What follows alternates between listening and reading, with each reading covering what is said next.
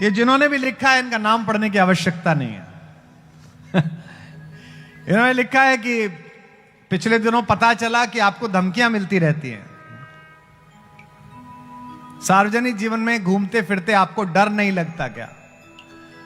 मुझे लगता है कि ये कोई ऐसे सज्जन है जिन्होंने कल मुझे पूरा नहीं सुना।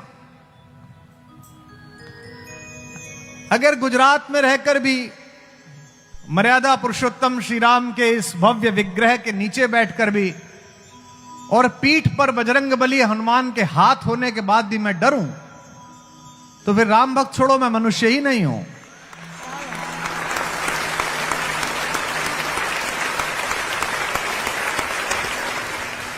विभीषण को अभय वर दे दिया लंकेश पल भर में। इसे कहते हैं स्ट्रेटेजिस्ट। मैं नहीं कहता कि आप विदेशी विद्वानों को मत पढ़ो, पर मानस इसलिए पढ़ो कि राम से बड़ा स्ट्रेटेजिस्ट नहीं है।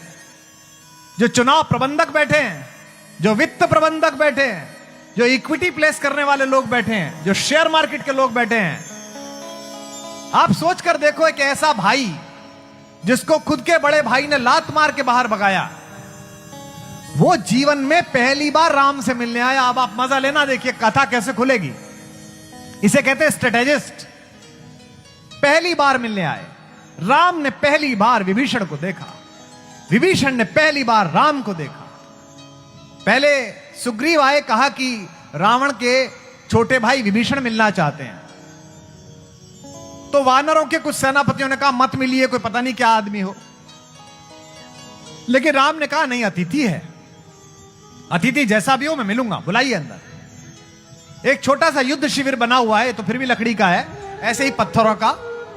उसमें राम एक शिला पर बैठे हुए हैं। सोच के देखिए, एक तरफ हनुमान है, पीछे शेष अवतार लक्ष्मण खड़े हुए हैं, जामवंत, सब चारों तरफ लोग हैं।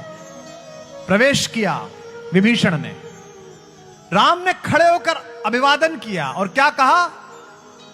आपका स्वागत है लंकेश। ये ऐसे है जैसे वार्ड का कार्यकर्ता दिल्ली में सबसे बड़े दो नेताओं से मिलने जाए और वो कहें आओ विधायक जी, तो वो समझ जाता है कि हमारा तो पक्का। बड़े वाले ही कह रहे थे आओ विधायक जी। क्या अद्भुत है। आओ लंकेश, अनुज सहित मिली ढिंग बैठारी। और बिठाया कहां? सामने कुर्सी नहीं दी, जिस शिला पर बैठे हुए थे उसी पर बिठाया। एक दो बार को तो विभीषण ने पीछे मुड़ के देखा होगा कि भैया तो नहीं आगे, लंकेश किसे बोल रहे हैं? लंकेश तो भाई साहब को बोला जाता है, मुझे क्यों बोल रहे हैं? यानी कि पहले दिन अपने समर्थन करने वाले आदमी में एक आशा का बीजारोपण राम ने किया कि चिंता मत कर, मैं हूं, मैं तुझे लंकेश बना दूंगा। अपने एम्प्लॉई में, अपने साथी में, अपने जीवन साथी में अगर आप अपना आत्मविश्वास निरूपित नहीं करते तो आप असफल पति हैं, असफल व्यापारी हैं, असफल नेता हैं। अगर आपके नाम का आत्मविश्वास उसके चेहरे पर नहीं है कि कोई चिंता नहीं है, मेरा नेता देख लेगा, मेरा जीवन साथी देख लेगा, मेरा बॉस देख लेगा, तो आप खराब लोग हैं। राम से सीखिए। अनुज सहित मिली ढिंग बैठारी। ये जो समरसता है, ये जो समाजवाद है, ये जो साम्यवाद है, जो आदमी परेशान हो उससे पहली बात क्या पूछोगे? ये पूछोगे और तुम्हारा स्ट्रेटेजी कैसी है, किला किधर से टूट सकता है, रावण के पास क्या हथियार? नहीं, ये तो बात की बात है यार। लोग पूछते हैं चुनाव कैसे जीते, मत कैसे मिले। मत मत गिनो, मत मत मांगो, लोगों का मन मांगो। मत तो अपने आप ही मिल जाएगा, मन मिल गया तो मत भी मिल जाएगा। उस हृदय के रास्ते से ही स्वीकारता जाती है, चाहे व्यापार की हो चाहे प्यार की हो। अनुज सहित मिली ढिंग बैठारी, बोले वचन भगत भय हारी। ऐसे वचन बोले जिनसे किसी भी भक्त का भय तिरोहित हो जाए। और क्या बोले? कहु लंकेश, हे लंकाधिपति, आज नहीं हो तो कल तो बनोगे ही। कहु लंकेश सहित परिवारा, आपकी फैमिली कुशल, कुठाहर बास तुम्हारा। इन दिनों खराब जगह पे आपका परिवार रह रहा है, सब सही तो है, बिटिया सही है, पत्नी आपकी सही है, परिवार सही तो है। जिसका सेनापति अपने सैनिक से यह पूछने लगे कि और बिटिया सही है और बेटा सही है, वो व्यक्ति अपने सेनापति से पहले मोर्चे पर न्यौछावर होता है। ये राम का स्ट्रेटेजिक अलायंस। हो सकता है कि आपको लगता हो कि आज विजय इसके पास है और कल विजय उसके पास है, लेकिन अंततः विजय उसी के पास होती है जिसके पास राम जैसी मर्यादा हो। और यह शंका हर आदमी को होती है। यहां तक कि युद्ध करते हुए विभीषण ने जब पहली बार रावण को रणक्षेत्र में उतरते हुए देखा, तो रावण तो उतरा एयरफोर्स 1 में बैठ के, मार मिसाइल विसाइल। रामचंद्र जी अपने वही एक वलकल, पैरों में चप्पल नहीं, है ना। उस तक को शंका हो गई। विभीषण ने कहा कि आप तो बिना रथ के हो और रावण रथ में है। यह देखकर विभीषण क्या हो गए, अधीर हो गए और कहा भगवान आपके पैरों में तो पदत्राण चप्पल भी नहीं है, इससे जीतोगे कैसे। यह जो मैं बोलने जा रहा हूं, लाइफ में कभी डिप्रेशन हो, लाइफ में कभी परेशानी हो, आंख के आगे से चीजें चली जाएं, उपलब्धियां आते आते ना मिलें, कोई हानि हो जाए, यह विभीषण गीता की 8 पंक्तियां आप लिख के रख लेना, इन्हें बार बार पढ़ना, जीवन में उल्लास से भर जाओगे। जब भी आपको दिखे कि सामने वाला शत्रु, सामने वाला प्रतिद्वंदी ज्यादा शक्तिशाली है, तो आप ये विभीषण गीता की पंक्ति याद रखना। जब विभीषण ने कहा रावण रथी बिरथ रघुबीरा, देख विभीषण भयउ अधीरा।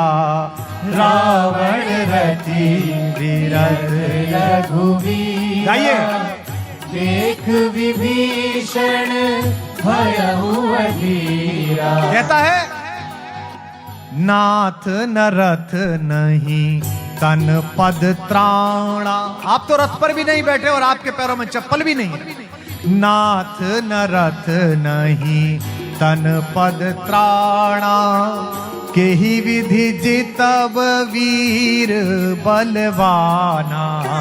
नाथ न रथ नहीं तन पद त्राणा, केहि विधि जितब वीर बलवाना। भगवान ने कहा तुझे दिख नहीं रहा, मेरे पास रथ तो है। कैसे है? सुना हूं सखा कह कृपा निधाना, जे जय होई सो स्यंदन आना। सुना हूं सखा कह कृपा निधाना, जिससे जय होती है, जिस स्यंदन से जय होती है, जिस रथ से जय हो सकती है, वो तुझे मैं बताता हूं। भगवान ने कहा मेरा रथ तुझे दिख नहीं रहा, लेकिन मेरे रथ में 2 चक्के लगे हुए हैं। किसके? पहला चक्का है शौर्य का और दूसरा चक्का है धीरज का।